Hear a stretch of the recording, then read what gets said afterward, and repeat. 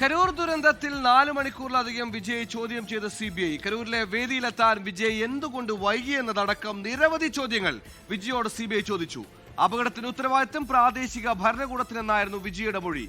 കേസിൽ വീണ്ടും മൊഴി രേഖപ്പെടുത്തുന്നതിനായി വിജയ്ക്ക് CBI സമൻസ് നൽകി.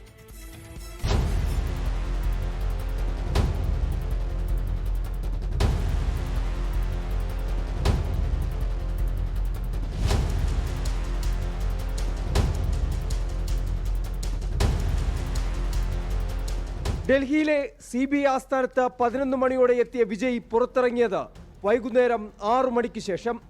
4 മണിക്കൂറിലധികമാണ് CBI വിജയെ ചോദ്യം ചെയ്തത്. കരൂരിലെ പരിപാടിയുടെ പൂർണ്ണ ഉത്തരവാദിത്വം ആർക്കാണ് ഏൽപ്പിച്ചത്? പരിപാടിക്ക് ലഭിച്ച അനുമതികൾ എന്തൊക്കെ? തദ്ദേശ ഭരണകൂടവുമായി മുൻകൂട്ടി എന്തെങ്കിലും അപകട സാധ്യത വിലയിരുത്തിയിരുന്നോ? കുടിവെള്ളം പോലുള്ള അടിസ്ഥാന ക്രമീകരണങ്ങൾ ഒരുക്കിയിരുന്നോ? വേദിയിൽ 7 മണിക്കൂർ വൈകിയെത്തിയതിന്റെ കാരണം എന്താണ്? അപകടമുണ്ടായിട്ടും പ്രസംഗം തുടർന്നത് എന്തുകൊണ്ട്? തുടങ്ങിയ നിരവധി ചോദ്യങ്ങളാണ് വിജയ്യോട് CBI ചോദിച്ചത്. പരിപാടിയുടെ വിവരങ്ങൾ മുൻകൂട്ടി പ്രാദേശിക ഭരണകൂടത്തെ അറിയിച്ചിരുന്നുവെന്നും അപകടത്തിന്റെ ഉത്തരവാദിത്വം അവർക്കാണെന്നും വിജയ് മൊഴി നൽകി. ജനക്കൂട്ടം ഒഴിവാക്കാനാണ് സംഭവ സ്ഥലത്ത് നിന്ന് താൻ മടങ്ങിയതെന്നും വിജയ് മൊഴി നൽകിയതായാണ് വിവരം. വീണ്ടും ഹാജരാകാൻ CBI വിജയോട് ആവശ്യപ്പെട്ടിട്ടുണ്ട്. പൊങ്കൽ ഉത്സവം കണക്കിലെടുത്ത് മറ്റൊരു ദിവസം ഹാജരാകാമെന്ന വിജയുടെ ആവശ്യം അഭിഭാഷക സംഘം അറിയിച്ചതോടെ CBI അത് അംഗീകരിച്ചു. CBI ആസ്ഥാനത്തിന് പുറത്ത് TVK പ്രവർത്തകരുടെ സാന്നിധ്യവും ഉണ്ടായിരുന്നു.